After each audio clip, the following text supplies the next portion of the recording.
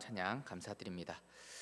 오늘 명절 당일인데도 또 이 자리에 또 예배 자리를 잊지 않고 나오신 여러분들 주의 이름으로 환영하고 축복합니다. 우리는 계속해서 사사기를 살펴보고 있습니다. 왼손잡이 사사였던 에훗, 그리고 사사 드보라와 바락의 이야기, 사사 기드온, 그리고 사사 입다를 거쳐서 오늘은 사사 삼손에 대해서 함께 살펴보도록 하겠습니다.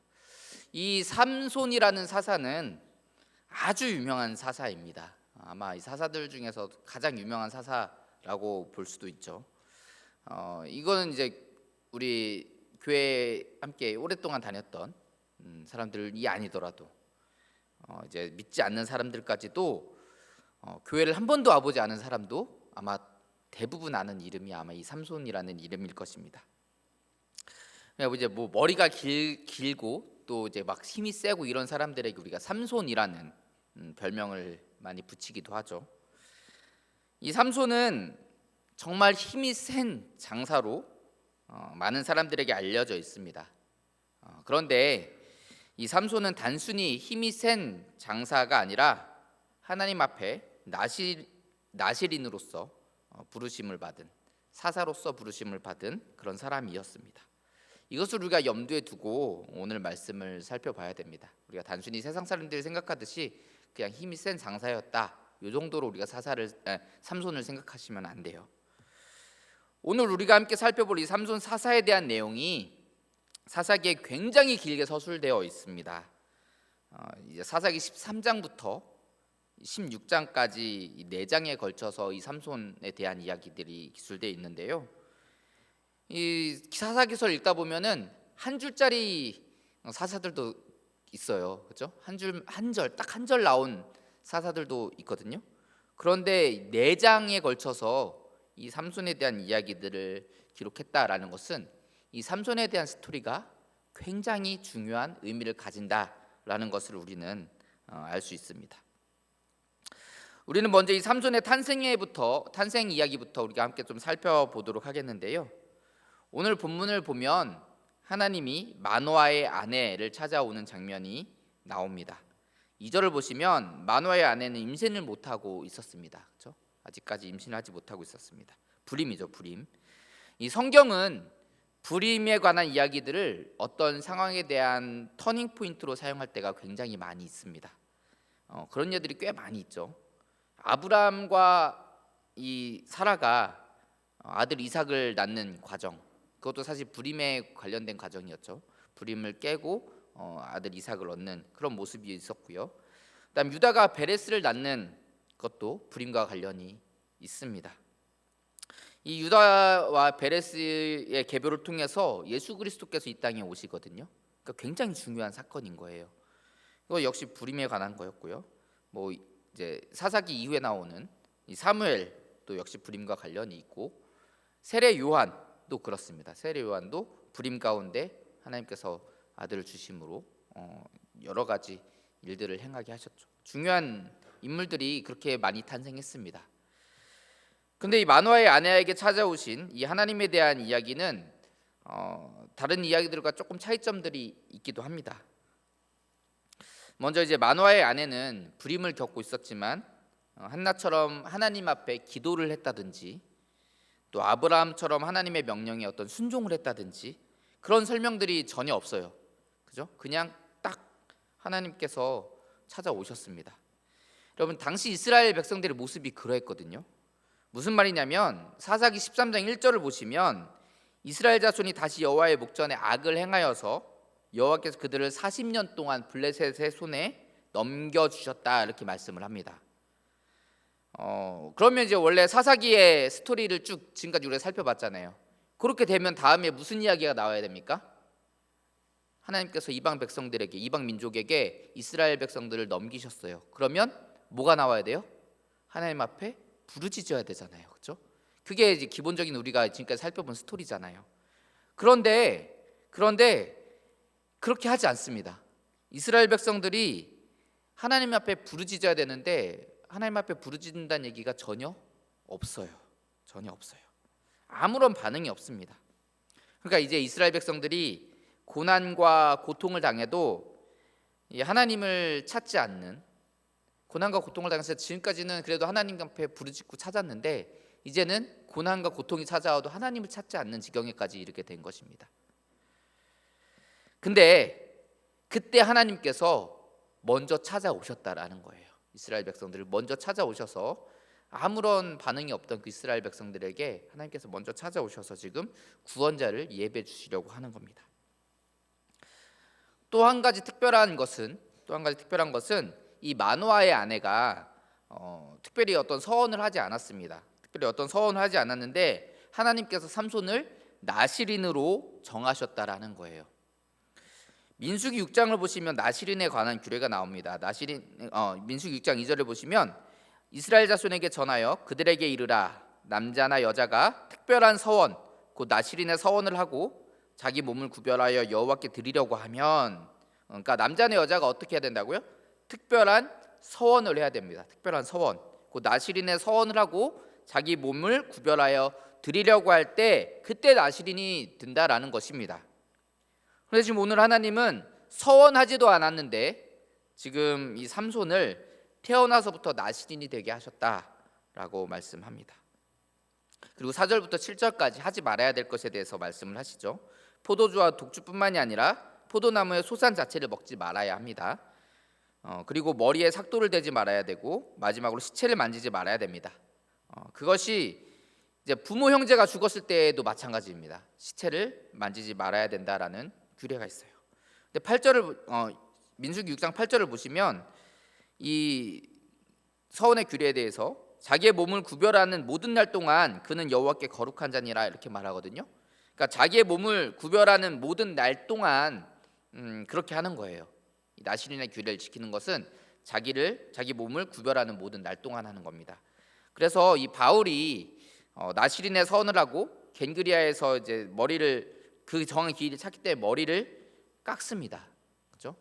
그런 장면이 등장하는데, 근데 삼손은 태어날 때부터 평생을 어떤 정해진 기간이 없이 평생을 나실인으로 살아가야 했습니다.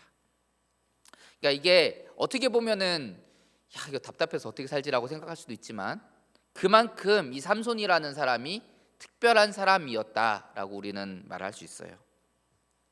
하나님은 이스라엘 백성들을 구원하시기 위해서 마노아의 가정에 아들을 주시고 그를 나실인으로, 그것도 아주 특별한 나실인으로 드려지게 하시면서 그를 사사로 쓰임받게 하셨습니다. 이렇게 특별한 사람으로 태어난 삼손은 그 누구도 갖지 못했던 엄청난 힘을 가진 사람이었습니다. 그런데 문제는 이 삼손은 결코 훌륭한 사사라고 말하기가 어렵다라는 거예요. 여러분, 사사는 원래 어떤 사람을 하나님께서 사사로 세우셨나요? 뭐 하기 위해서 사사로 세우셨죠? 이스라엘 백성들을 구원하기 위해서. 이스라엘 백성들을 그 이방 민족의 압제 가운데서 구원하라고 세운 사람이 바로 이 사사입니다. 그런데 삼손은 이스라엘 백성들은 안중에도 없습니다. 우리가 좀 살펴보겠지만 안중에도 없어요. 오직 자기의 정욕에 사로잡혀서 그것을 위해 살아가고 그것을 위해 사람들을 죽였던 그런 사람이었습니다. 사사기 14장 1절부터 3절까지를 보시면 이렇게 말씀합니다. 삼손이 딥나에 내려가서 거기서 블레셋 사람의 딸들 중에서 한 여자를 보고 올라와서 자기 부모에게 말하여 이르되 내가 딥나에서 블레셋 사람의 딸들 중에서 한 여자를 보았사오니 이제 그를 맞이하여 내 아내로 삼게 하소서 하매 그의 부모가 그에게 이르되 내 형제들의 딸들 중에나 내 백성 중에 어찌 여자가 없어서 내가 할례받지 아니한 블레셋 사람에게 가서 아내를 맞으려 하느냐 하니 삼손이 그의 아버지에게 이르되 내가 그 여자를 좋아하오니 나를 위하여 그 여자를 데려오소서 하니라. 블레셋 사람의 딸들 중에서, 그러니까 블레셋 여인을 보고 마음에 들어서 아내를 삼으려 합니다. 하나님은 이방인과 혼인하는 것을 이때 당시 금하셨죠. 왜 그랬냐면 이 이방들과의 혼인을 통해서 그들의 문화, 그 중에 특히 그들이 섬기는 우상이 이스라엘 백성들 중에 들어오게 될 것을 우려하셨기 때문에 하나님께서 이방인과의 혼인을 금하셨습니다. 그런데 지금 사사가 아니더라도 일반 백성일지라도 하나님께서 하지 말라고 하신 일을 지금 누가 하는 거예요? 사사가 하는 거예요. 사사. 지금 이게 엄청나게 잘못된 일이죠. 그것도 아주 특별한 나실인 사사가 지금 하나님이 하지 말라는 일, 백성들에게도 하지 말라고 했던 일을 하려고 합니다. 3절 마지막을 다시 보시면 이렇게 말해요. 내가 그 여자를 좋아하오니 나를 위하여 그 여자를 데려오소서. 백성들을 생각하는 마음이 1도 없죠. 그렇죠? 백성들을 위해서 뭐 하는 게 아니에요. 지금 누구를 위해서? 나를 위해서, 내가 마음에 들어서 그렇게 한다라는 것입니다. 자, 결국 이 여인과 삼손이 혼인을 하게 되었습니다. 그래서 삼손이 잔치를 벌여요. 잔치를 벌이는데 이 삼손이 30명의 블레셋 사람들에게 수수께끼를 냈습니다. 수수께끼를 내요. 이게 사실은 삼손 아니면 아무도 알 수 없는 얘기입니다. 무슨 얘기였냐면 삼손이 이제 길을 가다가 사자를 죽이게 됐는데 그 죽은 사자의 몸에 벌꿀이 있었어요. 벌꿀. 그래서 그 벌꿀을 이 삼손이 이렇게 떼어가지고 자기가 좀 먹고 집에 와서 부모님께도 드렸거든요. 그것에 관한 이야기를 이제 수수께끼로 냅니다. 블레셋 사람들이 맞출 리가 없죠. 맞출 수가 없죠. 이게 삼손 아니면 절대 모르는 얘기거든요. 그래서 이 블레셋 사람들이 이 삼손의 아내에게 협박을 가합니다. 이 답을 알아와라. 협박을 해요. 그래서 이 여인이 막 자기 뭐 아버지도 죽이고 하겠다고 하니까 막 눈물을 흘리면서 삼손에게 자기에게 이 비밀을, 이 수수께끼를 알려달라고 합니다. 삼손이 그 여인의 눈물 앞에 이제 자기의 그 비밀을 알려주게 돼요. 그래서 그 아내는 그것도 사람들에게 알려주게 되고, 그러니까 사람들이 결국 그 수수께끼를 마치게 된 겁니다. 이제 19절을 보시면 이렇게 합니다. 이렇게 말씀합니다. 여호와의 영이 삼손에게 갑자기 임하심에 삼손이 아스글론에 내려가서 그곳 사람 30명을 쳐 죽이고 노력하여 수수께끼를 푼 자들에게 옷을 주고 심히 노하여 그의 아버지의 집으로 올라갔고. 그러니까 이 삼손이 그들과 약속했던 게 뭐냐면, 내가 낸 것을 너네가 못 맞추면 너네가 나한테 옷을 주고, 너네가 이걸 맞추면 내가 너희에게 옷을 주겠다라고 했거든요. 결국 그들이 맞췄으니까 옷을 줘야 돼요. 근데 그걸 어떻게 했냐면 아스글론, 이 아스글론은 역시 블레셋 땅입니다. 블레셋의 주요 성읍 중 하나죠. 그곳에 내려가서, 그러니까 블레셋 사람들을 쳐서 죽이고 그들에게 노략을 해서 그 옷을 가져다가 이제 준 거예요. 그리고 나서 화가 나서 자기 아버지 집으로 돌아갔습니다. 자기 아버지 집으로 돌아갔어요. 그러니까 자기 원래 집으로 돌아갔다는 겁니다. 본가로. 결국 이제 삼손의 그 아내는 삼손의 친구의 아내가 되고 말아요.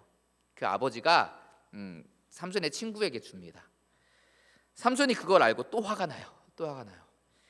15장 4절을 보시면 삼손이 가서 여우 300마리를 붙들어서 그 꼬리와 꼬리를 메고 회를 가지고 그 꼬리 사이에 한 회를 달고 회에 불을 붙이고 그것을 블레셋 사람들의 곡식밭으로 몰아들여서 곡식단과 아직 배지 아니한 곡식과 포도원 감람나무를 사른지라. 그러니까 곡식과 포도원과 감람나무를 아주 망쳐놔버린 거예요. 그 모든 농사를 망쳐버린 거예요. 블레셋 사람들의 그 모든 농사를 망쳐버린 거예요. 화가 나니까. 이제 6절을 보시면 블레셋 사람들이 가만히 있지 않습니다. 블레셋 사람들이 이르되 누가 이 일을 행하였느냐 하니 사람들이 대답하되 딥나 사람의 사위 삼손이니 장인이 삼손의 아내를 빼앗아 그의 친구에게 준 까닭이라 하였더라. 블레셋 사람들이 올라가서 그 여인과 그의 아버지를 불사르니라. 잔인하죠, 그렇죠? 잔인하죠. 왜 이게 어떻게 된 일이야 알아봤더니 이제 삼손의 장인이 그 아내를 다른 사람에게 주어서 그것 때문에 삼손이 이런 일을 벌였다니까 그 아내와 그 아버지를 죽인 거예요. 불살라서 죽인 겁니다. 그러니까 삼손이 또 복수를 감행해요. 7절과 8절을 보시면 삼손이 그들에게 이르되 너희가 이같이 행하였은즉 내가 너희에게 원수를 갚고야 말리라 하고 블레셋 사람들의 정광이와 넓적다리를 크게 쳐서 죽이고 내려가서 에담 바위 틈에 머물렀더라. 여러분 이제 조금 이 앞장에 우리가 좀 살펴봤던 내용들 중에 좀 돌아가서 14장 4절을 보시면 이 일이 여호와께로부터 나온 것이다라고 성경은 말씀을 하거든요. 14장 4절을 보시면 그때 블레셋 사람이 이스라엘을 다스린 까닭에 삼손이 틈을 타서 블레셋 사람을 치려 함이었으나 그의 부모는 이 일이 여호와께로부터 나온 것인 줄은 알지 못하였더라 이렇게 말해요. 근데 사실 여기에 제가 좀 동의하기 어려운 번역이 하나 있습니다. 뭐냐면 삼손이 틈을 타서 블레셋 사람을 치려 했다라고 이제 우리 말 성경에 이렇게 번역이 되어 있는데 이건 조금 제가 동의하기 어렵고 이것들을 대부분 어떻게 해석을 하냐면 요게 주어는 삼손이 아니라 여호와 하나님으로 번역을 하는 게 오히려 맞습니다. 그러니까 삼손은 블레셋 사람들을 쳐야겠다라는 생각을 전혀 갖지 않고 있어요. 하나님은 그 계획 가운데 이 삼손의 그 모든 모습과 모든 생각과 이런 것들을 다 사용하셔서 블레셋 사람들을 치려고 계획하셨던 것이긴 한데 이 삼손은 그런 하나님의 뜻을 전혀 알지 못하고 오직 자기의 정욕에 이끌려서 그냥 행동했던 것입니다. 자, 결국은 하나님은 삼손의 이러한 모습을 통해서 블레셋을 치셨지만 사사 삼손이 결과적으로 블레셋 사람들이 많이 죽었죠. 그러나 그것이 결코 삼손이 민족을 위해서 이스라엘 백성들을 위해서 행한 일은 아니었다라는 말씀을 지금 드리는 거예요. 이게 오늘 우리가 살펴볼 삼손 이야기에서 아주 중요한 요소입니다. 이것을 좀 기억해 두시고 말씀 계속해서 우리 살펴보도록 하겠습니다. 자, 결과적으로 삼손이 이 블레셋 여인을 아내로 삼으려 했고 또 그로 인해서 블레셋 사람들과 다툼을 벌이는 이러한 과정들을 통해서 결과적으로 이스라엘 백성들에게 도움이 되었을지 몰라도 삼손은 이스라엘 백성들이 아니라 자기 욕심을 위해서 일했습니다. 자신의 눈에 아름다운 여인을 얻는 일에만 몰두했어요. 그리고 삼손은 자신이 나실인이었음에도 불구하고 나실인의 규례를 지키지 않았습니다. 시체를 만지는 일을 서슴지 않았어요. 아까 제가 조금 전에 말씀드렸던 그 사자와 관련된 일입니다. 8절과 9절 말씀 보시면 얼마 후에 삼손이 그 여자를 맞이하려고 다시 가다가 돌이켜 그 사자의 주검을 본즉 사자의 몸에 벌떼와 꿀이 있는지라 손으로 그 꿀을 떠서 걸어가며 먹고 그의 부모에게 이르러 그들에게 그것을 들여서 먹게 하였으나 그 꿀을 사자의 몸에서 떠왔다고는 알리지 아니하였느라. 그러니까 시체를 만지면 안 됐는데 지금 시체를 만졌어요. 왜 만졌죠? 근데 어떤 중요한 일이 있었나요? 정말 부득이하게 만질 수밖에 없는 그런 일이 있었습니까? 아니죠. 그냥 꿀이 있었어요. 그 꿀을 먹으려고. 그리고 10절을 보시면 그 아래 10절을 보시면 삼손의 아버지가 여자에게로 내려가매 삼손이 거기서 잔치를 베풀었으니 청년들은 이렇게 행하는 풍속이 있었음이더라. 그러니까 조금 전에 아까 말씀드렸던 삼손이 그 잔치를 베푸는 장면이에요. 그러니까 혼인을 하기 위해서 잔치를 베풀고 수수께끼를 내는 그 모습이거든요. 그런데 이게 지금 청년들의 풍속을 그대로 따라서 한 것입니다. 그래서 여기에 정확한 기록은 돼 있지 않지만 많은 학자들이 이게 아마 이 잔치가 아마 술판이었을 것이다라고 얘기를 해요. 그러니까 이 삼손은 나실인인데 술판을 벌이고 또 백성들도 잘 만지지 않는 이 시체를 단지 꿀을 먹기 위해서 만졌고 이렇게 나실인의 규례를 전혀 지키지 않은 거였습니다. 전혀 지키지 않은 사람이었습니다. 이제 오직 한 가지만 남았죠. 아까 제가 처음에 세 가지가 있었는데 우리 이제 두 가지는 이미 지키지 않았고요. 한 가지 딱 남았는데 그것만 잘 지키고 있었어요. 뭐였죠? 머리에 삭도를 대지 않는 것. 그러니까 이거는 이 삼손이 알고 있었던 것 같아요. 머리에 삭도를 대면 자기가 가진 힘이 사라진다라는 것을 삼손은 이미 알고 있었던 것 같습니다. 그래서 그것만큼은 잘 지켜요. 그런데 결국은 그마저도 지키지 못하게 되었습니다. 우리가 다 아는 내용이죠. 16장에 나오는 내용입니다. 이 삼손이 다시 사랑에 빠지는데 역시 블레셋 사람이었습니다. 이름이 뭐죠? 들릴라. 네, 다 아시죠? 그렇죠? 블레셋 사람들이 이 여인을 매수합니다. 삼손이 그 들릴라에게 빠진 것을 알고 이 여인을 매수해요. 삼손의 힘이 어디서 나는지 그 근원을 알아내라고 얘기를 하죠. 삼손은 3번에 걸쳐서 거짓말을 합니다. 그래서 들릴라가 삼손에게 이렇게 얘기해요. 당신의 마음이 내게 있지 아니하면서 당신이 어찌 나를 사랑한다느냐 이렇게 얘기해요. 삼손이 이제 마음에 엄청난 갈등을 하게 됩니다. 그렇죠? 16절을 보시면 사사기 16장입니다. 16장 16절을 보시면 날마다 그 말로 그를 재촉하여 조르매 삼손의 마음이 번뇌하여 죽을 지경이라. 사랑을 해보신 분들은 다 아시잖아요, 그렇죠? 뭐 내가 사랑한 사람이 막 졸르면 그거 결국 해줘야 되잖아요. 제가 이제 어렸을 때 저희 어머니에게 불만이 하나 있었는데 이게 뭐였냐면, 그러니까 저희가 형편이 뭐 그렇게 좋지 않았어요. 형편이 그렇게 좋지 않으니까 저는 뭐 이렇게 사고 싶거나 뭐 갖고 싶거나 한 것도 조금 이렇게 참아야지 이런 마음을 가지고 있거든요. 이게 좀 장남이라서 그럴 수도 있습니다. 그런데 제 동생은 갖고 싶은 게 있으면 무조건 얘기해요. 결국 그거를 갖습니다. 그러니까 그게 저는 너무 불만이었던 거예요.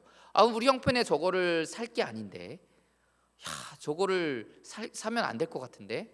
동생은 그걸 얘기하고, 우리 또 부모님은 동생을 또 그렇게 해서 사랑하시. 저도 마찬가지시겠지만 사랑하시니까 해주시는 거예요. 사랑하는 사람들에겐 그렇게 하잖아요. 어려운 일도 그렇게 해주고 싶은 마음이 있는데, 이 삼손도 그렇습니다.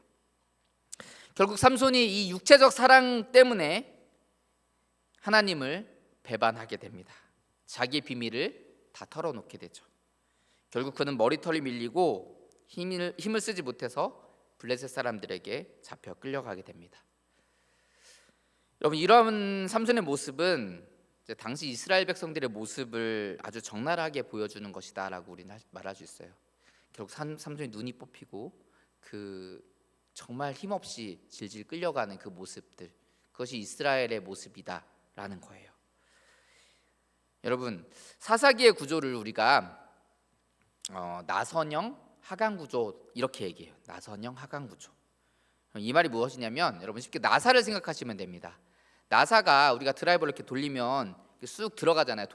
돌아가면서 들어가잖아요. 그게 왜 그러냐면 나사산이 있기 때문에 그렇죠. 나사산이 어떻게 생겼냐면 그냥 동그랗게 생긴 것 같지만 이게 한쪽 방향으로 흐르게 되어 있습니다. 그죠? 그래서 빙글빙글 돌아가지만 제자리에서 도는 게 아니라 조금씩 한 방향으로 흐르게 돼 있어요. 그것을 이제 나선형이라고 얘기를 하면서 하강 구조라는 것은 이 빙글빙글 도는 것 같으면서도 점점 밑으로 내려간다라는 뜻이에요. 그러니까 이스라엘 백성들이 우리가 패턴을 좀 살펴봤잖아요. 하나님을 배반하면 하나님께서 이스라엘 백성들을 이방인의 손에 넘기시고, 그럼 그 고통 가운데서 이스라엘 백성들이 하나님께 부르짖고, 또 그 부르짖는 상황에서 하나님이 구원해 주시고, 그럼 구원해 주시면 다시 이스라엘 백성들이 하나님 배반하고, 이게 반복이 되잖아요. 근데 그냥 빙글빙글 돌기만 하는 것이 아니라 빙글빙글 돌면서 아래로 내려간다는 거예요. 점점 더 악해진다라는 뜻입니다. 그러니까 패턴이 반복이 되는데 반복이 되면 반복이 될수록 점점 악한 모습으로 변해간다라는 뜻이에요. 이게 나선형 하강 구조라는 표현의 의미거든요. 여러분들 보세요.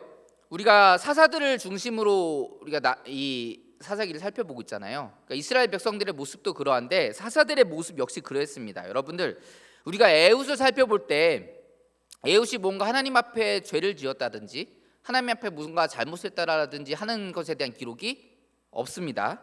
없어요. 그런데 드보라 사사 이야기에서는 바락이 하나님 앞에 이제 불신앙의 모습을 보이는 그 모습이 등장을 하잖아요. 근데 그거 정도는 우리가 조금 그래도 그럴 수도 있지라고 이해할 수 있습니다. 자, 그런데 우리가 기드온부터 또 살펴보시면 기드온은 또 큰 승리 이후에 악한 모습, 많은 아내들을 거느리고 또 그곳에서 불행의 씨앗을 낳게 되고 하는 모습들, 그 금에봇을 만드는 그 모습들을 통해서 하나님 앞에 죄악된 모습을 보이게 되잖아요. 자, 그리고 지난주에 살펴본 입단은 조금 더 심해졌습니다. 하나님 앞에 경솔한 모습을 보였고요. 또 자기 동족을 잔인하게 죽이는, 학살하는 그런 악한 모습을 드러냈습니다. 그런데 오늘 우리가 살펴본 이 삼손에 비해서는 그거 아무것도 아니죠, 그렇죠? 삼손은 지금 이게 사사가 맞냐 이렇게 생각이 들 정도로 지금 아주 못된 모습을 보여줍니다. 아주 타락한 모습을 타락한 삶의 모습을 보여주고 있어요. 우리가 삼손에 대해서 생각할 때에 힘이 세고 그것으로 많은 사람들을 죽였던, 무찔렀던 그 모습만 우리가 살펴보고 있지만 생각하지만 사실 삼손의 삶을 살펴보면 이 삼손의 삶은 굉장히 타락한 삶이었다라는 거예요. 결국 삼손은 눈이 뽑히고 옥에서 맷돌을 돌리는 신세가 되고 말았습니다. 이것이 당시 이스라엘 백성들의 모습이다라고 우리는 말할 수 있는 거죠. 여기서 우리가 생각해야 할 것이 있습니다. 앞에서 말씀드렸지만 삼손은 사사였고 하나님께 구별되어 드려진 나실인이었지만 오히려 다른 백성들보다 타락한 삶의 모습을 보여줬는데, 이러한 삼손과 반대되는 인물이 신약에 등장합니다. 누굴까요? 네, 예수님. 그렇죠? 예수 그리스도입니다. 여러분, 예수님의 탄생은 이 삼손의 탄생과 많은 것이 닮아 있습니다. 하나님이 마누아의 아내에게 찾아오신 것처럼 마리아를 찾아오셨죠. 그렇죠? 그리고 잉태할 수 없는 상황에서 아이를 잉태하게 하십니다. 그리고 그렇게 태어난 아들은 특별히 구별된 나실인으로서 한 평생을 살아가야 합니다. 이 삼손과 예수 그리스도의 탄생은 그렇게 닮아 있습니다. 그런데 그 삶의 모습은 너무나도 다릅니다. 자기 멋대로 자기 눈에 좋은 대로 살아갔던 삼손의 모습과 다르게 예수 그리스도의 모습은 죄 없는 의인의 모습으로 본이 되는 삶을 살아가셨고 또 우리를 위해서 자신의 목숨을 내어주셨습니다. 나실인이 어떻게 살아가야 되는지, 어떤 일을 해야 하는지를 분명히 보여주셨습니다. 여기서 우리는 우리의 정체성에 대해서 생각해 보아야 합니다. 여러분, 저와 여러분들은 하나님께서 택하신 영적 나실인입니다. 우리는 세상과 구별된 특별한 존재잖아요. 그렇죠? 우리는 예수 그리스도가 그러했듯이 우리의 모든 삶을 하나님의 뜻을 이루고 하나님의 나라를 이루는 일에 드려진 존재라는 것을 기억해야 합니다. 그런데 우리는 어떠한 삶을 살아가고 있습니까? 삼손과 같은 삶을 살아가고 있지는 않습니까? 하나님은 내가 거룩하니 너희도 거룩하라 말씀하셨습니다. 그런데 우리는 거룩한 삶을 살아가고 있습니까? 바울 사도는 고린도전서 3장에서 너희는 너희가 하나님의 성전인 것과 하나님의 성령이 너희 안에 계시는 것을 알지 못하느냐? 누구든지 하나님의 성전을 더럽히면 하나님이 그 사람을 멸하시리라. 하나님의 성전은 거룩하니 너희도 그러하니라 말씀하셨는데, 우리는 어떠한 모습으로 살아가고 있습니까? 네, 물론 우리가 진짜 예수님처럼 완벽한 모습으로 살아갈 수는 없죠. 우리 안에 죄성이 있고 우리는 부족하고 연약한 존재이기 때문에 그렇습니다. 넘어질 수밖에 없습니다. 그러나 그럼에도 불구하고 우리는 다시 일어나야 하고 거룩한 삶을 위해서 몸부림치는 모습으로 하나님 앞에 나아가야 합니다. 그것이 하나님의 은혜를 받은 성도의 모습입니다. 죄를 지으면서 그 죄에 대해 아무런 거리낌이 없고 어차피 하나님이 용서해 주시고 구원해 주실 거니까 괜찮아, 이런 생각으로 살아간다면 우리는 삼손과 같이 결국 눈이 뽑히고 맷돌이나 돌리는 그런 처지가 되고 말 것입니다. 우리는 거룩한 삶을 살아가기 위해서 몸부림치는 사람이 되어야 합니다. 그럼 이제 우리는 이렇게 질문할 수 있죠. 도대체 어떻게 살아가야 거룩한 삶을 살아가는 것입니까? 이에 대해서 바울 사도는 우리에게 이렇게 말씀합니다.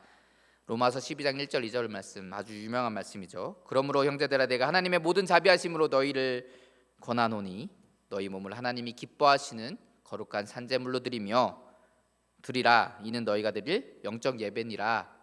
너희는 이 세대를 본받지 말고 오직 마음을 새롭게 함으로 변화를 받아 하나님의 선하시고 기뻐하시고 온전하신 뜻이 무엇인지 분별하도록 하라.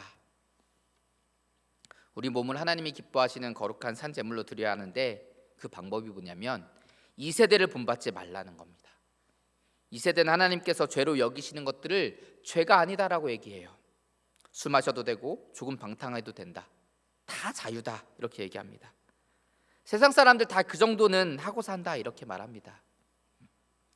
그러나 성경은 우리는 그것을 본받지 말라 이렇게 말씀합니다.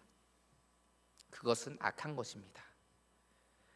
세상 사람들이 그러하니까, 시대가 그러했으니까 삼손도 그렇게 살았습니다, 여러분.